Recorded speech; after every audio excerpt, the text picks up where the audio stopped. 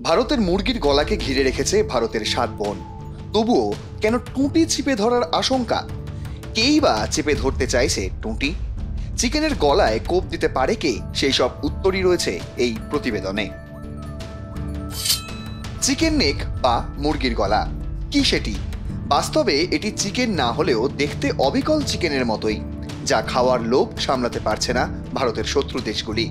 কিন্তু কেন এত গুরুত্বপূর্ণ এই চিকেন নেক? শিলিগুড়ি করিডর, এই জায়গাটিকেই মূলত চিকেন নেক বলা হয়। একে দোধারি তলোয়ার, আকিলিস হিল বা গোড়ালি হিসাবেও ডাকা হয়। ভৌগোলিক অবস্থানের গুরুত্ব এবং ভারতের আভ্যন্তরীণ যোগাযোগ, নিরাপত্তা ও রাজনৈতিক বিবেচনায় শিলিগুড়ি করিডরকে এতগুলি নামে অভিহিত করা হয়। বর্তমানে যা নিয়ে আলোচনা তুঙ্গে, বিশেষ করে বাংলাদেশে অন্তর্বর্তীকালীন সরকার মোহাম্মদ ইউনূস আসার পর থেকেই এই আলোচনা অগ্নিগর্ভ পরিস্থিতি জিইয়ে রাখতে ঘৃতাহুতি দিয়েছে।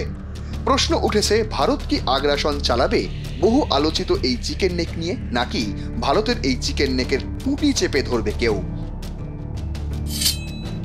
বাংলাদেশে ও নেপালের মধ্যবর্তী একটি অঞ্চল হল শিলিগুড়ি করিডর বা চিকেন নেক, যার দৈর্ঘ্য প্রায় ৬০ কিলোমিটার, প্রস্থ প্রায় ২২ কিলোমিটার। মূল ভারতীয় ভূখণ্ডের সঙ্গে উত্তর পূর্ব ভারত এই করিডরের মাধ্যমে যুক্ত। যদি এই করিডর না থাকতো তাহলে মূল ভারতীয় ভূখণ্ডের সঙ্গে উত্তর পূর্ব ভারতের যোগাযোগ বিচ্ছিন্ন হতো, কারণ উত্তর পূর্ব ভারত পুরোপুরি স্থলভাগ বেষ্টিত। এর আশপাশে নেই কোনো সমুদ্র। তবে এই চিকেন নেকের সঙ্গে অঙ্গাঙ্গিভাবে জড়িয়ে রয়েছে ভারতের 7 সিস্টার। মোট ২৮টি প্রদেশের মধ্যে উত্তর পূর্ব অঞ্চলে অবস্থিত ৭টি প্রদেশকে একত্রে 7 সিস্টার বলা হয়। এগুলি হল অসম, ত্রিপুরা, মেঘালয়, মিজোরাম, মণিপুর, অরুণাচল এবং নাগাল্যান্ড। অবস্থানগত দিক দিয়ে 7 সিস্টার ভারতের মূল ভূখণ্ড বা রাজধানী থেকে অনেক দূরে। ফলে চিকেন নেক দিয়েই এই ৭ বনের ওপর নজর রাখে ভারত, কারণ ভৌগোলিকভাবে এই 7 সিস্টার্স এমন অবস্থানে রয়েছে যে ভারত চাইলেই নৌপথে কিংবা অন্য কোনো উপায়ে যোগাযোগ রাখতে পারবে না। সেক্ষেত্রে একমাত্র পথ হলো এই শিলিগুড়ি করিডর। এই 7 সিস্টার্সের ভূমিকা বারবারই দেখা গিয়েছে দেশ প্রতিবাদী এরা। ভারত থেকে আলাদা হয়ে পৃথক রাষ্ট্র গড়ার দাবি এদের। তাই বছরের বেশিরভাগ সময় এই সব জায়গা উত্তপ্ত হয়ে থাকে স্বাধীনতার জন্য আন্দোলন ও সংগ্রামে। যদিও ভারত সর্বদাই চিকেন নেক বা শিলিগুড়ি করিডরের ঘাড়ে বসে নজরদারি চালাতে থাকে এই ৭ বনের ওপর। হুঁশিয়ারির মুখে 7 সিস্টার্স।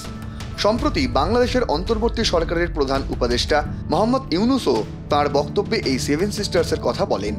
তিনি হুঁশিয়ারির সুরে বলেন, বাংলাদেশকে অস্থিতিশীল করার চেষ্টা করা হলে ভারত, মায়ানমার ও 7 সিস্টার্স কারোর জন্যই ব্যাপারটা সুখকর হবে না। আপনি জানলে অবাক হবেন, ২০১৭ সালে চীন ভারতের এই চিকেন নেক বা শিলিগুড়ি করিডরকে দখলে আনতে চেয়েছিল। যদি সেই পরিকল্পনায় চীন সফল হতো তাহলে ভারতে ব্যাপক বিশৃঙ্খলা দেখা দিত, যার ফলে 7 সিস্টার্সের কোনো রাজ্য ভারতের হাতছাড়া হয়েও যেতে পারত। ফলস্বরূপ ভারতকে বাঁচিয়ে রাখা এই ৭ বনের জোর কমে যেত আরও। নিরাপত্তাহীনতায় ভুগতে হতো ভারতকে। তবে সেই চাপ দেওয়ার চেষ্টা যে আবারও করবে না চীন, এমনটা ভাবা ভুল।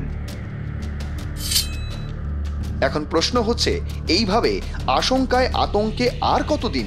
চিকেন নেকের বিকল্প পথ কি হয় না? অবশ্যই সেই সমস্যার সমাধানেও সচেষ্ট হচ্ছে ভারত সরকার।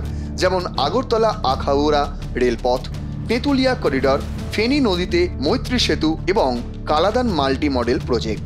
এই সব প্রকল্প বাস্তবায়িত হলেই মিলবে বিকল্প পথ।